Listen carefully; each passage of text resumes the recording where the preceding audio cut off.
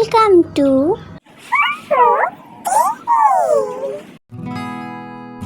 रियालीपुर गांव में बहुत गरीब परिवार रहता था।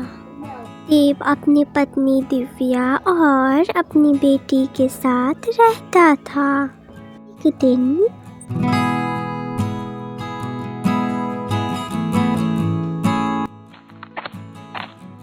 या कुछ खाने को है, मुझे बहुत ही ज्यादा भूख लगी है और मैं बहुत ही ज्यादा थक गया हूँ। मुझे कहीं और काम देखना पड़ेगा, मेरे पास तो और पैसे भी नहीं है। थोड़े से चावल है और थोड़ी से दाल है, मैं उनका खिचड़ी बना देती हूँ। आप मुँह हाथ धो कर आइए, दिव्या को भी बहुत भूख लगी है। आइए आप मुँह हाथ धो कर आइए। ठीक है, मैं मुँह हाथ धोकर आता हूँ। सब कोई मिलकर अच्छे से खाना खाते हैं। रात होते ही देव अपने काम के बारे में सोचने लगता है। देव बहुत ही ज्यादा परेशान था काम के सिलसिले में। क्या हुआ जी, आप रात भर सोए नहीं थे क्या? ऐसे ही बैठे थे? नहीं, वो मैं तो ऐसे ही बस बैठा हुआ था, नींद नहीं आ रही थी।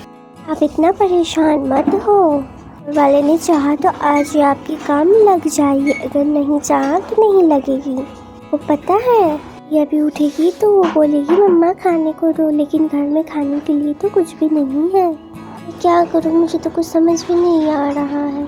आप इतना टेंशन लेंगे तो आपकी तबीयत भी खराब हो जाएगी। मैं कुछ करती हूँ, मैं कुछ खाने का जुगाड़ करती हूँ, आप परेशान मत हो। मैं आती हूँ, जरा देख कर रुके। देव और दिव्या जब पैसे देखते हैं तो एक भी पैसा नहीं था उनके पास। मैं तो एक भी पैसे नहीं है, अब क्या होगा? फिर दिव्या बाहर से मिट्टी लेकर आती है और रोटी बनाती है और रोटी बनाकर सबको वही खाने के लिए देती है। ये लो रोटी, सब कोई खा लो, ये मिट्टी की रोटी है, खाकर बताना कैसी हुई है। मेरे पास कोई और नहीं था।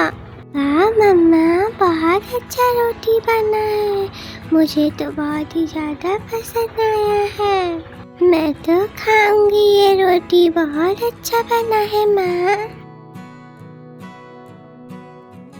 आपकी काम कल से लग गई है, आप आ सकते हैं, कल से ड्यूटी पे ज्वाइन हो जाइएगा। देव और दिव्या की तो खुशी क्या ठिकाना ही नहीं रहता है। महीने बाद ही वो लोग बहुत बड़ा घर ले लेते हैं और खुशी खुशी उस घर में रहने लगते हैं। फिर से ही सही, लेकिन देव को तो काम मिल ही गया।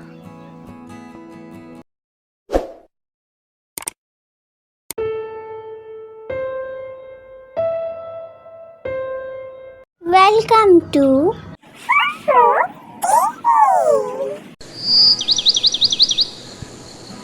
रियालीपुर गांव में रूही और जूही रहा करती थी। दोनों के माँ बाप नहीं थे। जूही, क्या हुआ, तुम इतनी उदास क्यों हो? और हाँ, मैं तुम्हें कुछ कहना चाह रही हूँ। हमें कोई और काम करना पड़ेगा। कब तक हम दूसरों के घरों में जाकर झाड़ू पोछा करेंगे?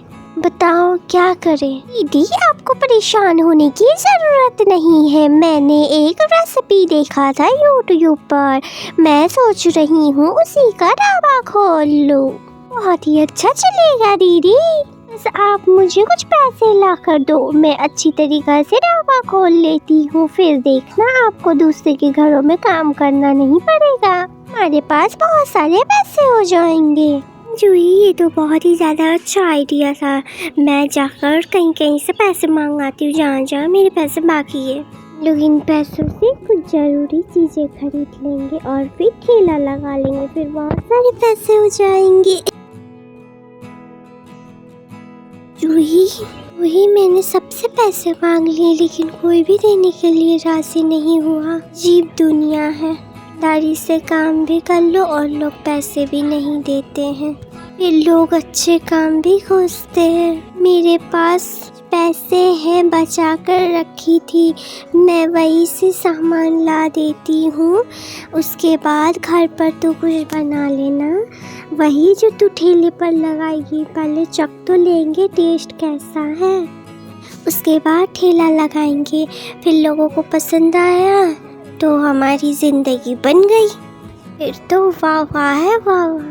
जी दीदी, आप बिल्कुल सही कह रही हैं। मैं जा रही हूँ तैयारी करने, आप फटाफट से सामान ला दीजिए, फिर हम लोग कमाने में लग जाएंगे।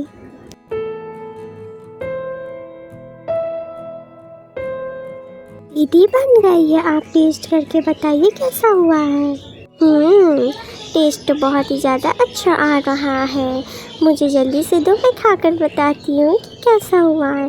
टेस्ट से ही पता चल रहा है और स्मेल तो इतनी अच्छी आ रही है, खाने के बाद पता नहीं क्या होगा। कई बहुत ही ज़्यादा टेस्टी हुआ है। अगर हम लोग रोज़ आना ऐसे ही बेचा करेंगे तो बहुत ही जल्दी अमीर हो जाएंगे, फिर हमारी ज़िंदगी की कोई भी टेंशन नहीं रहेगी। हमें बहुत ही ज़्यादा ईमानदारी से काम करना पड़ेगा। पहले तो हमें अच्छा काम करना पड़ेगा और ग्राहक बना लेनी होगी, तब जाके हम लोग चीज़ों का दाम बढ़ा देंगे। क्या कहती हो? वह होते ही रूही और जूही अपना ठेला लेकर खोल लेती है और बहुत सारे ग्राहक आ जाते हैं। फिर वो लोग बहुत बड़ा घर ले लेते हैं और खुशी खुशी दोनों साथ में रहने लगते हैं। हेलो दोस्तों, आप लोगों को हमारी कहानी कैसी लगी? अगर अच्छी लगी हो तो लाइक, कमेंट, शेयर और चैनल को सब्सक्राइब करना ना भूलें और पास में बेल आइकन को ऑल पे क्लिक कर दें हर दिन नई कहानी देखने के लिए। धन्यवाद।